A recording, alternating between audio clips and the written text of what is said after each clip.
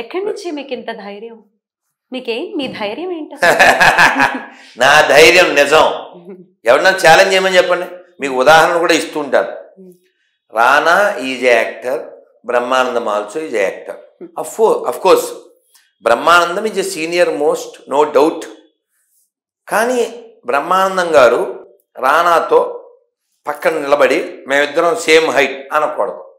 అప్పుడు మేము ఎలా చూస్తాం, మేము మరీ అంత ఎదవలా కనపడుతున్నామని కదా. ఇప్పుడు మీరు సీనియారిటీ బికాజ్ అది ఒప్పుకుంటాం, హైట్లో మరి తప్పుకోవాలి, ఇంటికి వెళ్ళి తప్పుడు ఒప్పుకోవాలి. రానా ఎంత ఉంటాడు, తాడి చెట్టు అంత పొడుగుంటాడు కదా. అలా అలా నేను చెప్పేది. నేను లాస్ట్ టైం కూడా అడిగాను ఈ ప్రశ్న, మిమ్మల్ని అటాక్ చేయటం లేకపోతే మిమ్మల్ని ఏదో హర్ట్ చేస్తారన్న భయం మీకు అసలు కించిత్ కూడా లేదా? ఇప్పుడు నేను సరే మీకు అర్థం సరదాకే చెప్తాను. ఎవరితో అయినా ఒక వ్యక్తి వాళ్ళ నాన్న పేరు పిచ్చయ్య అనుకోండి, పిచ్చయ్య పేరు ఉంటుంది. గుంటూరులో రామ పిచ్చయ్య గారిని ఉన్నారు ఇప్పుడు కూడా, మహానుభావుడు. దావుడు అంటే పిచ్చ, రామ పిచ్చయ్య గారు ఆయన పేరు ఇప్పటికీ ఉన్నారు, మహానుభావుడు. రామనామక్షేత్రం కట్టించిన ఆయన కుమారుడు మనవడు. ఒక ఆయన పేరు పుల్లయ్య, ఒక ఆయన పేరు పెంటయ్య. ప్రభాస్ అనే అబ్బాయికి వాళ్ళ నాన్న పేరు పెంటయ్య అనుకుందాం, లేకపోతే మోహన్ అనే అబ్బాయి వాళ్ళ నాన్న పేరు పిచ్చయ్య అనుకుందాం. ఎవరైనా వాడి యువర్ ఫాదర్ నేమ్ అంటే అంటాడేంటి అన్నాడు, చెప్పేస్తారు వెంటనే. లేకపోతే బాగుండదేమో అని చెప్పి my father name is Prabhas, Pawan Kalyan, Mahesh Babu అని చెప్పరు కదా. చెప్పరు. ఆడు ఎవడికో నచ్చితే ఏంటి నచ్చబోదు ఏంటమ్మా. మా నాన్న పేరు పిచ్చయ్య అయితే పిచ్చయ్యనే చెప్తాం, నిజం కూడా అంతే. కానీ ఇంతలా మాట్లాడేటటువంటి ధైర్యం, ఎస్ డెఫినెట్లీ బోల్డ్ గా మాట్లాడేటటువంటి ధైర్యం హిందువుల్లో ఒకంత తక్కువ ఉంటుంది. ఎందుకంటే వాడి పాపాన వాడు పోతాడు అనే బ్రాటప్ లోనే ఇది మనకు ఉంటుంది ఖచ్చితంగా. ఎవరి జోలికి వెళ్ళొద్దు. పైగా మీకు అస్సలు నచ్చనటువంటి విషయం అన్ని దేవుళ్ళు ఒకటే అన్నమాట మిమ్మల్ని ఖచ్చితంగా ఇబ్బంది పడుతుంది. మీరు ఎగ్జాక్ట్లీ.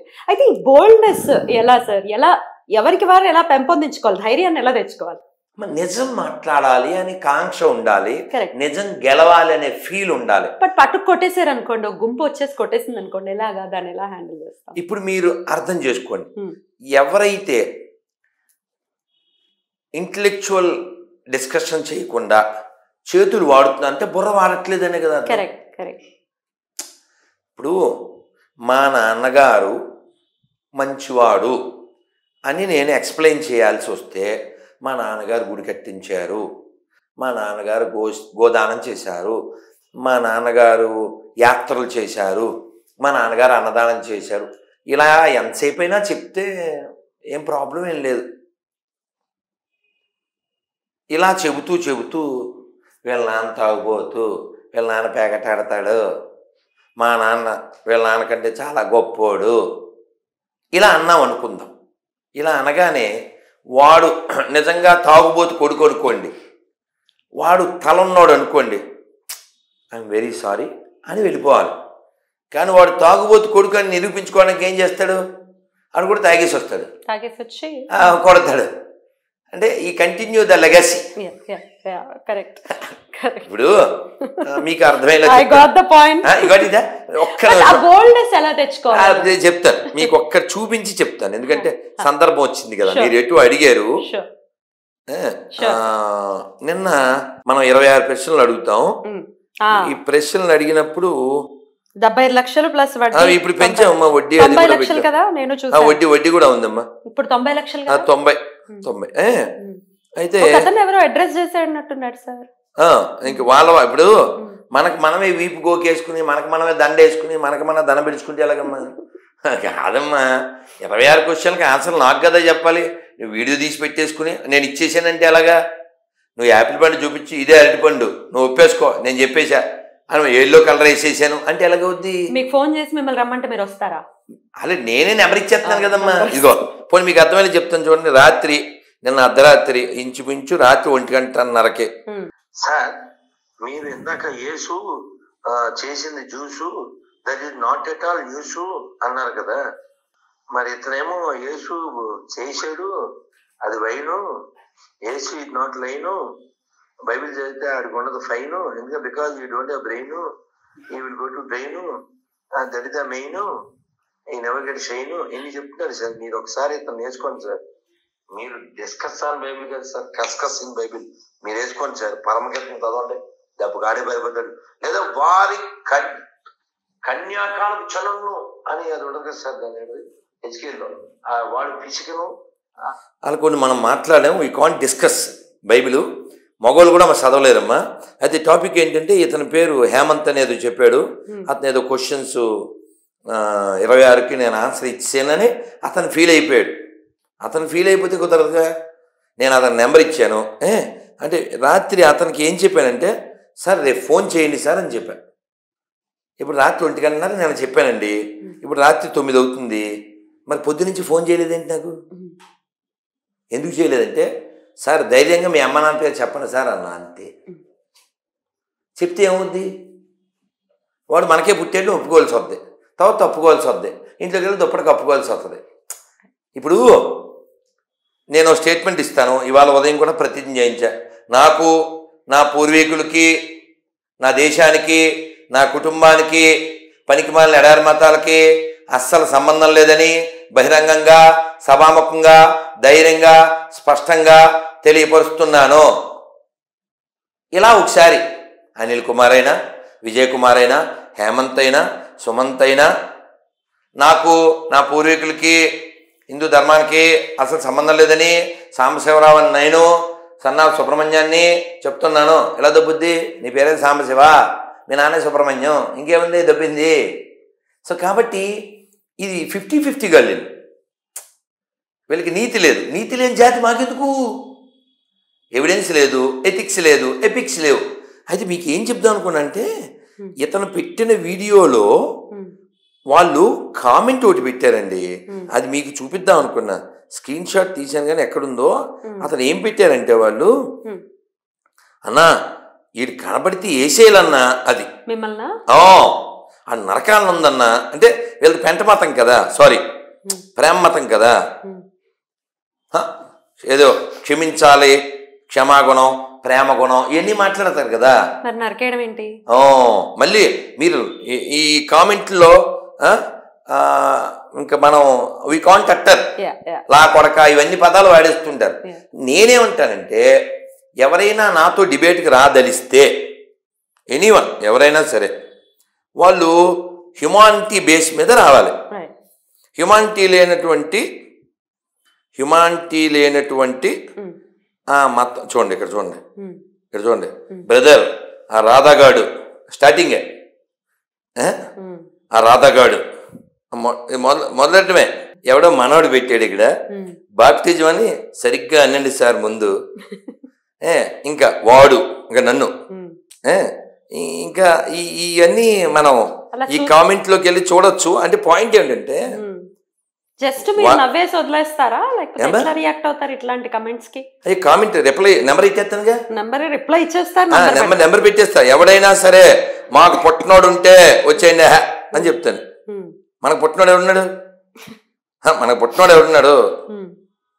ఇగో ఆ రాధాగాడు, వీడొక, ఇంకా తిట్లు ఆ గుండుగాడు. చూడండి, అంటే ప్రేమ మతం, పెంట మతం కదా, మీరు వేస్తారు కదా.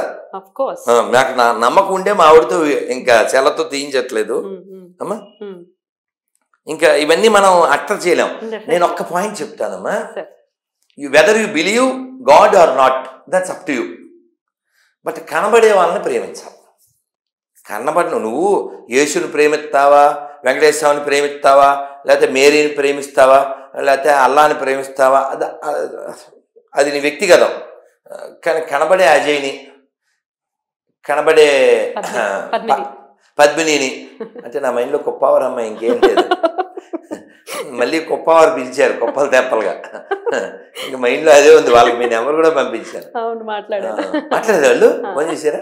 అమ్మమ్మ సరే. సో కనబడే వాళ్ళు, ఇప్పుడు మీ అమ్మగారి పేరు చెప్పగానే మాకు మా చిన్నక్క గుర్తొచ్చింది. మా చిన్నక్క పేరు అది. కానీ ఆ మైండ్లో మాకు పండక్కే అంటాం, ఆ పేరు గుర్తుండదు అనుకోండి. సో అది. ఇంకొక ప్రశ్న సార్, రామాయణం జస్ట్ పురాణమే, అది చరిత్ర కాదు అంటూ సో కాల్ హ్యూమనిస్టులు కొంతమంది మాట్లాడటం జరుగుతుంది. దీన్ని ఎట్లా ఆన్సర్ చేయాలి సార్? చరిత్ర కాదా రామాయణం? సరే పోనీ వాళ్ళు అనుకున్న దానికి అనుకోమండి. Did you learn something from Ramayana or not? Yes, I have. రాముడు ఒక మంచి అన్నయ్య, Oh. ఓ మంచి కొడుకు, ఓ మంచి భర్త, ఓ మంచి రాజు. ఈ ప్రపంచానికి రామరాజ్యం కావాలి, నాట్ రోమ్ రాజ్యం. అసలు అది అభూత కల్పన అని మాట్లాడుతున్నారు.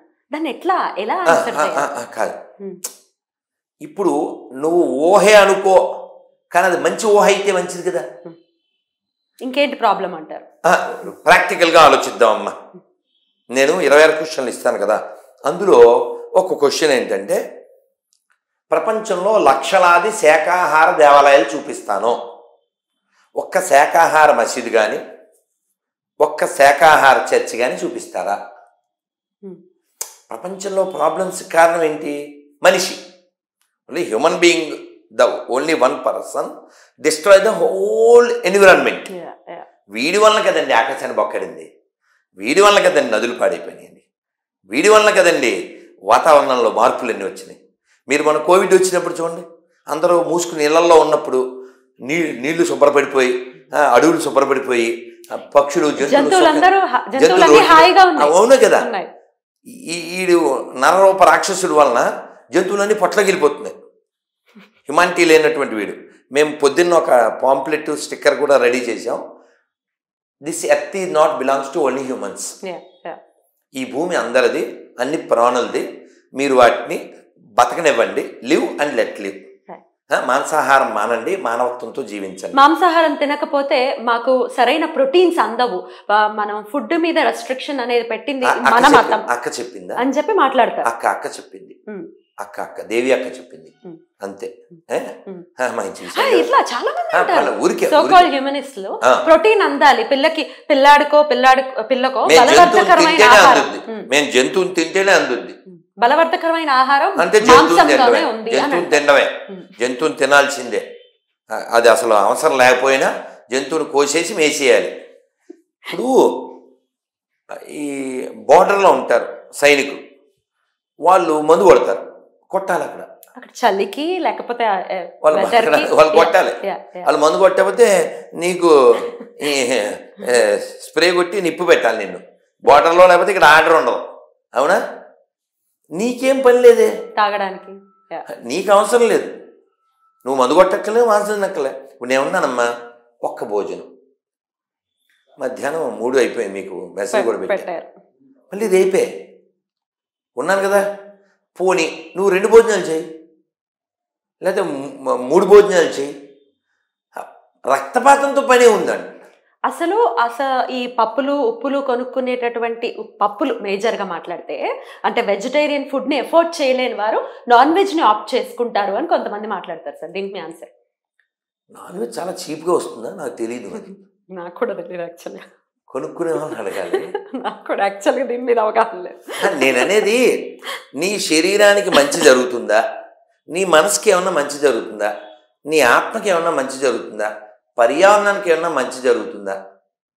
ఇప్పుడు అన్నం 1 కేజీ మన ప్లేట్లోకి రావాలంటే ఎన్ని 100 లీటర్ల నీళ్లు ఖర్చు అవుతాయి? 1 కేజీ మాంసం రావాలంటే ఎన్ని వేల లీటర్ల నీళ్లు ఖర్చు అవుతాయి?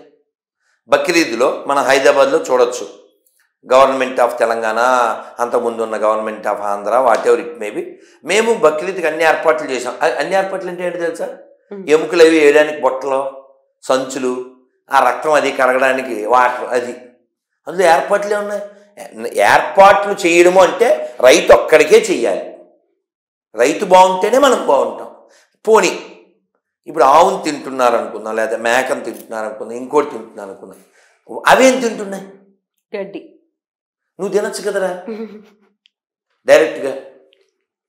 ఈ నా మాటలు కాదు, మంత్రి గారు చెప్పారు, ఆకులు తిన్న మేక గుట్టలెక్కును, మేకలు తిన్న మనిషి మంచం ఎక్కును. మంచం రెడీ.